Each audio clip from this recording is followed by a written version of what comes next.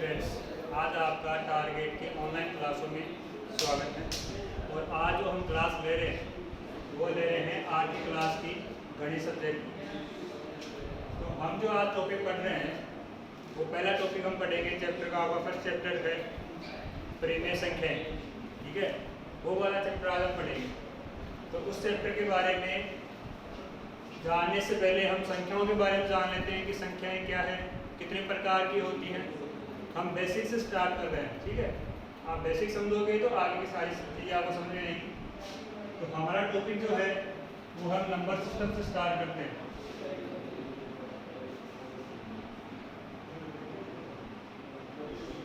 Number system जिसे हम कह सकते हैं संख्या पद्धति।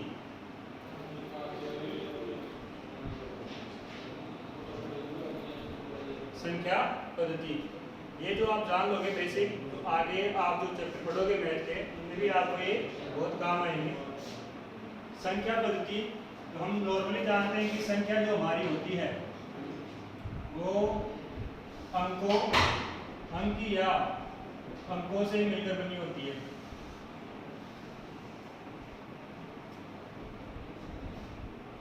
हमारी जो संख्या होती है वह संख्या अंक या अंकों से मिलकर बनी होती है। अंक मतलब जिसे हम कहते हैं डिजिट। ये डिजिट्स हमारे गणितीय विषय में 10 होते हैं, 0 से लेके 9 तक। ये सभी क्या कहलाते हैं? अंक कहलाते हैं। इन अंकों को भी संख्या कहते हैं और इनसे मिलकर जो बड़े नंबर बनते हैं उनको हम संख्या कहते हैं। तो हमारी संख्या आ जाएगी, जैसे 1 और 0 को मिलाकर हमारी संख्या 10 बन गई, 2 और 3 को मिलाकर हमारी संख्या 23 बन गई, 1, 2 और 3 को मिलाकर हमारी संख्या 123 बन गई। तो ये वाली जो चीज़ें हैं वो संख्या कहलाती है और ये किनसे मिलकर बनती है? अंकों से, जिन्हें हम क्या कहते हैं? डिजिट्स। तो ये तो हो गई संख्या की बात। अब संख्या के जो संख्या जब बनी तो अलग अलग तरीके से अलग अलग बनाएगी, ठीक है। अलग अलग कैसे? जैसे जिस प्रकार पहले शून्य का आविष्कार नहीं हुआ था, हम जानते हैं कि शून्य का आविष्कार किसने किया? हमारे आर्यभट्ट ने किया शून्य का आविष्कार। पहले शून्य को क्या बोलते थे? तो पहले शून्य को हिंदी में शून्य ही बोलते थे। अब आप कहेंगे कि सर 10 तो आता था, तो 10 को हिंदी में लिखा जाता था, 10 को हिंदी में लिखा जाता था। तो जो संख्याएं बनी उनका उद्भव अलग अलग प्रकार से हुआ, अलग अलग प्रकार से इन संख्याओं को अलग अलग नाम दिया गया। मूल रूप से जो पहली संख्या बनी वो 3 प्रकार की बनी और तीनों का उद्भव अलग अलग प्रकार से हुआ। पहली जो संख्या बनी, ठीक है, वो बनी प्राकृतिक संख्या।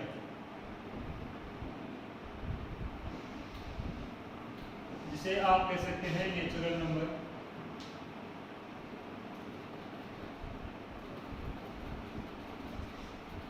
प्राकृतिक संख्या या प्राकृत संख्या भी कह सकते हैं। जो पहली है नेचुरल नंबर। प्राकृतिक संख्या क्या है? प्राकृतिक संख्या वह है जिनका आरंभ सीधा 1 से होता है, 0 से नहीं होता। इसका आरंभ कहाँ से होता है? 0 से। इसके बाद 2, 3, 4 और कंटिन्यू ये आगे चलती जाती है। तो जो इनकी संख्या है प्राकृतिक संख्याओं कौन सी है? 1, 2, 3, 4 और अनंत तक चलने वाली सभी संख्याएं। इसके अलावा ये सभी जो संख्याएं होती हैं, ये सभी संख्याएं धनात्मक होती हैं। कैसी हैं? धनात्मक। इनका प्रयोग हम गिनने के लिए करते हैं। तो पहले जो गिनने के लिए प्रयोग किया जाता था वो 1, 2, 3, 4 इनका प्रयोग किया जाता था, इसलिए इन संख्याओं को प्राकृतिक संख्या कहा गया।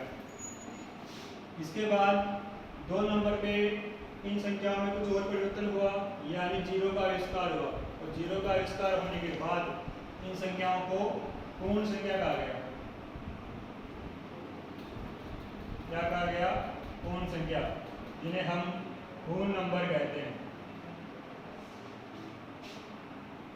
ये है प्राकृतिक संख्या जिनमें 0 शामिल नहीं था, जिनकी काउंटिंग 1 से स्टार्ट होती थी। इन्हीं प्राकृत संख्याओं में जीरो को और शामिल कर लिया गया। तो ये जो संख्या बनी जीरो को शामिल करने के बाद ये पूर्ण संख्या कहलाई। तो आप इसकी परिभाषा कुछ इस प्रकार रख सकते हैं कि वे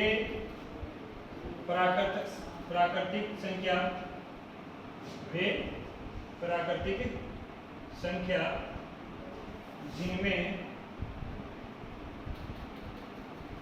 शून्य को यानी जीरो को शामिल कर लिया है। यानी वे प्राकृतिक संख्या जिनमें शून्य को शामिल कर लिया गया वे संख्या पूर्ण संख्या कहलाई। यानी अब जो संख्या स्टार्ट हो रही थी हमारी वो शून्य से स्टार्ट हो रही थी और पहले कहाँ से स्टार्ट हो रही थी, 1 से स्टार्ट हो रही थी। तो जो अब हमारी संख्या बन गई जीरो जोड़ने के बाद वो संख्या कहलाई पूर्ण संख्या। यहाँ पे हमने किसको शामिल किया है, जीरो को शामिल करने के बाद भी ये सभी संख्या कैसी है, धनात्मक है। कैसी है, धनात्मक। अब देखो प्राकृतिक संख्या, उसके बाद पूर्ण संख्या, इनमें हमने किसको शामिल किया, जीरो। जब आगे आगे नए परिणाम आते गए तो नए परिणामों के आधार पर कुछ संख्याओं के जोड़, गुणा, माइनस करने पर वे संख्याएं कुछ दूसरे रूप में आने लगी जिनका इस पूर्ण संख्या में कोई समाधान नहीं था। तो उन नए जो उत्तर आए, नए जो उद्भव हुआ उसमें वे संख्याएं जोड़ी गई जिनका इनमें कोई उसमें इसका शामिल नहीं किया गया था। तो इनके बाद जिसमें शामिल किया गया वो शामिल किया गया ऋणात्मक संख्याओं को। और ये ऋणात्मक संख्याएं शामिल करने के बाद यह जो संख्याएं बनी वो बनी पूर्णांक संख्या। कौन सी बनी, पूर्णांक संख्या, जिन्हें हम इंटीजर नंबर कहते हैं।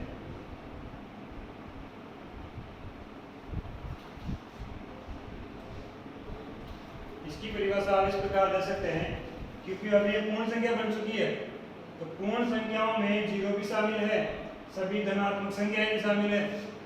तो जो नए आंसर आ रहे थे, नए रिजल्ट आ रहे थे, इनको सोल्व करने के बाद, संक्रियाएं करने के बाद, तो नए संक्रियाओं के जो आंसर आ रहे थे उन आंसर को इसमें दर्शाया नहीं जा सकता।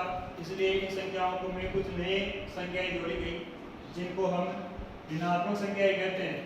तो इसकी आप परिभाषा दे सकते हैं कि वे पूर्ण संख्याएं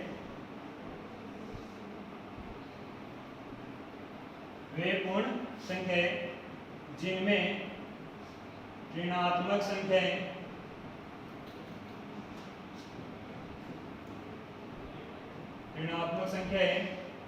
शामिल कर ली गई। वे पूर्ण संख्याएं जिनमें ऋणात्मक संख्याएं शामिल कर ली गई, उसके बाद ये पूर्ण संख्याएं और ऋणात्मक संख्याएं मिलकर पूर्णांक संख्याएं कहलाई।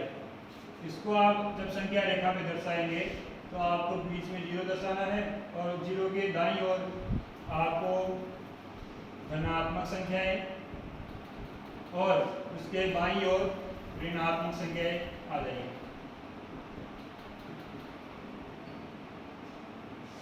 तो हमारी जो संख्याएं थी वो मूल प्रकार से 3 प्रकार की थी। तो 3 प्रकार की कौन सी बनी, पहली बनी प्राकृतिक संख्याएं जिनका आरंभ 1 से होता था और वे सभी संख्याएं कैसी थी, धनात्मक थी। यानी इधर वाले सारे नंबर नेचुरल नंबर थे। जब जीरो को शामिल कर लिया गया तो ये सारे नंबर कहलाए आपके होल नंबर और ऋणात्मक संख्याओं को शामिल कर लिया तो ये आपके बन गए इंटीजर नंबर यानी पूर्णांक संख्याएं। अब इनके अलावा जो बाकी संख्याएं के प्रकार बढ़े जैसे सम, विषम संख्या, भाज्य, अभाज्य संख्या, परिमेय, अपरिमेय संख्या, तो वे सभी संख्याएं जो हम पढ़ेंगे वे सभी इन पूर्णांकों से ही बनी हुई है। तो मुख्य प्रकार से 3 प्रकार की प्राकृतिक, पूर्ण और पूर्णांक और इनके अन्य जो प्रकार हैं वो सभी इन पूर्णांक संख्याओं से मिलकर बने हुए हैं। उनको हम एक एक करके पढ़ते हैं। और मैं जानता हूँ कि आप पहले से भी इन संख्याओं के बारे में जानते हैं, क्योंकि अब आपकी क्लास ले रहे हैं, तो आप अच्छी तरह जानते हैं कि सम विषम संख्याएं कौन सी होती है, भाज्य अभाज्य संख्याएं कौन सी होती हैं। तो देखें, जो हम पहला प्रकार ले रहे हैं, यानी हमारा जो चौथा प्रकार आ रहा है, वो किससे बना है? पूर्णांकों से। यानी जितनी पूर्णांक संख्या के प्रकार आएंगे वो पूर्णांकों से मिलकर ही बनेंगे। तो पहला ले लेते हैं सम संख्या, और इसी के साथ में लूंगा मैं विषम संख्या, क्योंकि आपने हिंदी पढ़ी है तो आप हिंदी जानते होंगे कि सम का विलोम विषम होता है। सम का विलोम विषम, यानी इसका जो रिजल्ट होगा उसका विपरीत रिजल्ट विषम में होगा। सम संख्याओं को हम इवन नंबर भी कहते हैं और विषम नंबर को हम ओड नंबर कहते हैं।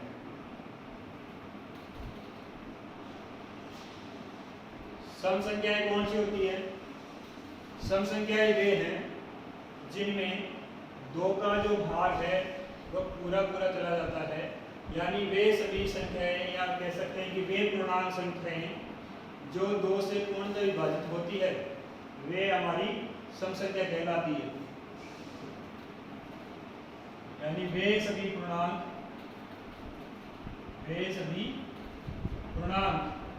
जो दो से पूर्णतः विभाजित होते हैं, वे सम संख्या कहलाते हैं। समझ गए बात? यानी वे सभी पूर्णांक जिनमें किसका भाग जाना चाहिए? दो का। जिसमें भी दो का पूरा भाग जाएगा वह संख्या हमारी सम संख्या कहलाएगी। और आप जानते हैं, एग्जाम्पल ले लो, जैसे 2 है, 4 है, 6 है, 8 है, 110 है, 112 है, 526 है, 1000 है। ये सभी संख्याएं हमारी सम संख्याएं हैं, क्योंकि ये दो से पूर्णतः विभाजित होती है, यानी इनमें दो का पूरा पूरा भाग जाता है। अब सम का उल्टा यानी उसका विपरीत किसमें होगा? विषम में। इसमें सभी पूर्णांकों में किसका भाग जा रहा था? दो का। तो उसका उल्टा ले लेंगे, जिसमें दो का पूरा भाग नहीं जाता, यानी वे सभी पूर्णांक जो दो से पूर्णतः विभाजित नहीं होते। अब नहीं आ जाएगा तो नहीं होते, और नहीं होते तो क्या कहलाएंगे? विषम नंबर, ओड नंबर कहलाएंगे। देखें, वे सभी पूर्णांक जो दो से पूर्णतः विभाजित नहीं होते, वे विषम पूर्णांक या संख्या कहलाती है। विषम पूर्णांक कहलाते हैं। यानी वे सभी पूर्णांक जिनमें दो का पूर्णतः भाग नहीं जाता, पूर्णतः विभाजित नहीं होते, वे क्या कहलाते हैं? विषम पूर्णांक। और विषम पूर्णांक के आप एग्जाम्पल दे सकते हैं। 1 हुआ क्योंकि 1 में दो का भाग नहीं आता है। ऐसे ही 3 हुआ, 3 भी दो के पाड़े में नहीं आता है। 5 हुआ, 5 भी दो के पाड़े में नहीं आता है। 7 है, 13 है, 15 है, 19 है, 121 है।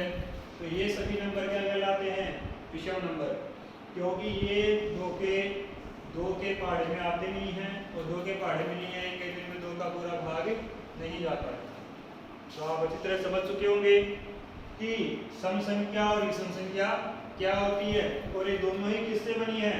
पूर्णांकों से ही बनी है, क्योंकि हमारे 2, 4, 6, 1, 3, 5 जो भी हैं वो सारे पूर्णांक है। इसके बाद जो आगे हम पढ़ रहे हैं वे हैं दो प्रकार, जिनको भी हम साथ में पढ़ेंगे, क्योंकि वो भी एक दूसरे के विलोम हैं, और विलोम हैं तो उनका संबंध भी बनता है। तो जो हम छठा जो भाग पढ़ रहे हैं, छठा जो प्रकार पढ़ रहे हैं, इसका 5वां 3 4 5 पढ़ लिया हमने। छठा प्रकार आ गया इसका, छठा प्रकार है इसका भाज्य संख्याएं। कौन सी है? भाज्य संख्याएं, जिन्हें हम कंपोसाइट नंबर कहते हैं।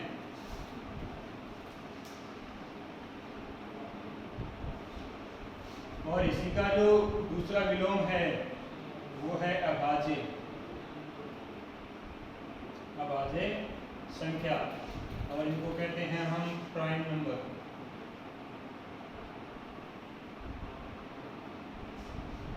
यानी कंपोसाइट नंबर और प्राइम नंबर, भाज्य संख्या और अभाज्य संख्या। यहाँ पे देखो भाज्य है, यहाँ पे अभाज्य, यानी भाज्य के साथ क्या उपसर्ग लगा है? ए, यानी जो इसमें काम होगा उसका उल्टा इसमें होगा। भाज्य का मतलब क्या होता है?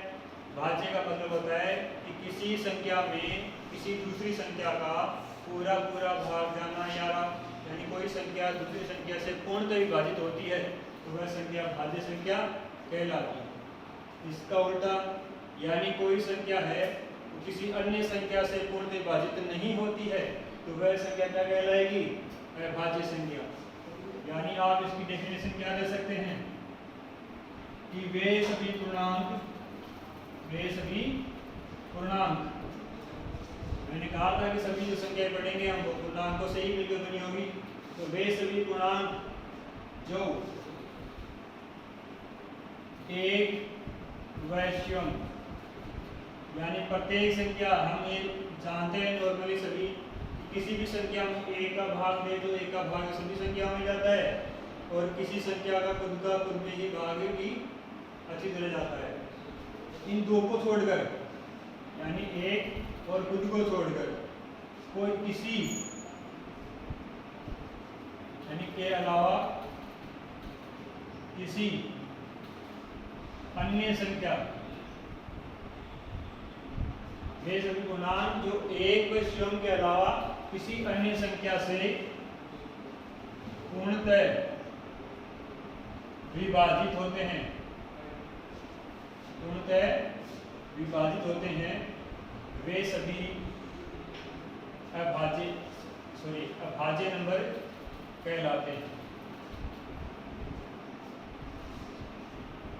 क्या हुआ इसकी परिभाषा? कि वे सभी पूर्णांक जिनमें एक और स्वयं, क्योंकि एक का सभी में जाता है, स्वयं का स्वयं में जाता ही जाता है, इनको छोड़ने के बाद यदि किसी और भी संख्या जो बच रही है उसका भाग यदि उस संख्या में जाता है तो वह संख्या कैसी कहलाएगी? भाज्य संख्या या कंपोसाइट नंबर कहलाएगा। इसका एग्जाम्पल ले, जैसे आपके पास एग्जाम्पल है 4। तो 4 में देखो, 4 में हम जानते हैं कि एक का भाग जरूर जाएगा, क्योंकि एक का तो सभी में भाग जाता है तो 4 बार चला जाएगा। इसके अलावा स्वयं का स्वयं में स्वयं का भाग, यानी 4 में 4 का भाग जाता ही है, क्योंकि प्रत्येक संख्या में खुद का भाग जरूर जाएगा, इसका भाग एक बार जाएगा। लेकिन हम तो इन दोनों को देखना ही नहीं है कि स्वयं और एक को, तो हमें तो ये देखना है कि 4 में ना किसी और संख्या का भाग जा रहा है कि नहीं जा रहा। तो हमें पता है कि 4 में यदि हम 2 का भाग दें तो 2 का भाग इसमें कितनी बार जा रहा है? 2 बार जा रहा है। इसका मतलब एक और स्वयं को छोड़कर कोई तीसरी संख्या भी है जिसका इसमें पूरा भाग जा रहा है, यानी 4 2 से कंप्लीटली डिवाइडेड है, इसलिए ये संख्या एक भाज्य संख्या कहलाएगी। क्या कहलाएगी? भाज्य संख्या। इसके अलावा यदि हम दूसरा एग्जांपल लें, जैसे आप कहें कि सर 5, तो देखें 5 में 1 का जाएगा, ये जाएगा ही जाएगा, 5 बार चला जाएगा, और 5 में 5 का भी जाएगा, यानी खुद का भी जाएगा। लेकिन 5 में किसी संख्या का भाग है जो पूरा जाएगा नहीं है, क्योंकि 2 के पहाड़े में 5 नहीं आता है, 3 के पहाड़े में 5 नहीं आता है। ठीक है, तो ऐसी कोई संख्या नहीं है जो 5 को डिवाइड करे तीसरी संख्या। तो इसमें किसका भाग जा रहा है? केवल एक का स्वयं का, किसी और संख्या का भाग जा ही नहीं रहा। इसका मतलब ये भाज्य संख्या का रूल फॉलो नहीं कर रही। रूल फॉलो नहीं कर रही तो ये भाज्य संख्या नहीं है। इसके अलावा आप अन्य एग्जाम्पल और ले सकते हैं, जैसे आप एग्जाम्पल ले सकते हैं 6, 8, 10, 9, ठीक है। ऐसे 15, 16, 18, 24, तो ये सभी संख्याएं कैसी है, एक भाज्य संख्या है। इसके अलावा इसका विपरीत जो है वो अभाज्य संख्या है। और अभाज्य संख्या को क्या कहते हैं, प्राइम नंबर। और प्राइम नंबर में देखो 10 इसी का उल्टा होगा, एक और शून्य के अलावा किसी अन्य संख्या का भाग जा रहा था, लेकिन अब इसमें किसी अन्य संख्या का भाग नहीं जाएगा, यानी केवल इन दोनों का ही भाग जाए, तो वह तो अभाज्य कहलाएगी। तो कह सकते हैं कि वे सभी पूर्णांक जो केवल एक और स्वयं से ही विभाजित हो, किसी अन्य संख्या का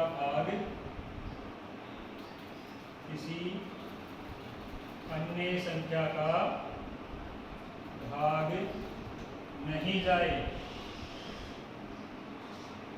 यानी वे सभी पूर्णांक जो केवल एक और स्वयं से ही विभाजित हो, किसी अन्य संख्या का भाग नहीं जाए, तो वे क्या कहलाएगी, हमारी अभाज्य कहलाएगी। क्या कहलाएगी, अभाज्य, यानी प्राइम नंबर कहलाएगा। इसका एग्जाम्पल लें तो सबसे इसका एग्जाम्पल है 2, 3, 5, 7, 11, 13, 17, 19, ये जो सभी संख्याएं हैं वो अभाज्य हैं, क्योंकि हम जानते हैं कि 2 में 1 का भाग जाएगा और 2 का शून्य जाएगा ही, किसी अन्य संख्या का भाग नहीं जाएगा। इसका मतलब 2 एक ऐसी संख्या है अभाज्य है। 3 में भी देखें तो 3 में 1 का और 3 का ही जाएगा, क्योंकि 2 का भाग इसमें जाएगा नहीं पूरा। इसका मतलब ये भी कैसी है, अभाज्य संख्या। समझ गए होंगे आप। इसके अलावा इसके कुछ हम जानकारी ले सकते हैं यहाँ से कि यहाँ पे देखो भाज्य संख्या की शुरुआत 4 से हो रही है और यहाँ किससे हो रही है, 2 से। तो आपसे पूछ सकता है कि सबसे छोटी भाज्य संख्या कौन सी है, तो सबसे छोटी भाज्य संख्या कौन सी रहेगी, 4। ये सबसे छोटी है, सबसे छोटी भाज्य संख्या कौन सी है, 4। और ये है सबसे छोटी अभाज्य संख्या। और इसके बारे में एक जानकारी और रखें, ये एकमात्र सम अभाज्य संख्या है, यानी सभी अभाज्य संख्याएं विषम होती है, केवल 2 ही है जो एक सम। तो यहाँ पे जो 2 है वह सबसे छोटी और एकमात्र सम अभाज्य संख्या है। इसके अलावा हम दूसरी जो बात करें इसमें, तो ये जो आपको दिख रहे हैं 3, 5 और 7, ये ऐसी अभाज्य संख्या हैं 3 जिनके बीच समान अंतर है, यानी 5 में 3 गए तो 2 बचते हैं, 7 में 5 गए तो कितने बचते हैं, 2। यानी आपको पूछ सकता है कि 3 लगातार समान अंतर वाली अभाज्य संख्याएं कौन सी है, तो वो जाएगी 3, 5 और 7। इसके अलावा अभाज्य संख्याओं के बारे में एक जानकारी और रखें कि हमारे काउंटिंग 1 से लेके 100 तक के बीच कुल मिलाकर 25 अभाज्य संख्याएं होती है। कितनी अभाज्य संख्या होती है, 25 अभाज्य संख्याएं होती हैं। अब आपके लिए जो प्रैक्टिस है कल के लिए, इस वीडियो को हम आज तक नहीं पढ़ेंगे, आपको जो भी टॉपिक पढ़ाया मैंने आज, मेरे को लगता है आपको अच्छी तरह समझ में आया होगा। और ये जो मैंने 25 अभाज्य संख्याएं आपको दी है, और कल आपको यही काउंटिंग करके लिखनी है 100 तक कि कौन कौन सी ऐसी संख्याएं हैं जो अभाज्य हैं, और वो संख्याएं कितनी होनी चाहिए, 25 होनी चाहिए, ठीक है। इसके अलावा जो हम अगला टॉपिक पढ़ेंगे संख्या का, उसी में पढ़ेंगे आगे, और वो अच्छा टॉपिक पढ़ेंगे जिसमें हम परिमेय और अपरिमेय की बात करेंगे, और यही आपका पहला चैप्टर होगा आज की क्लास का फर्स्ट चैप्टर परिमेय संख्या। ठीक है, थैंक यू।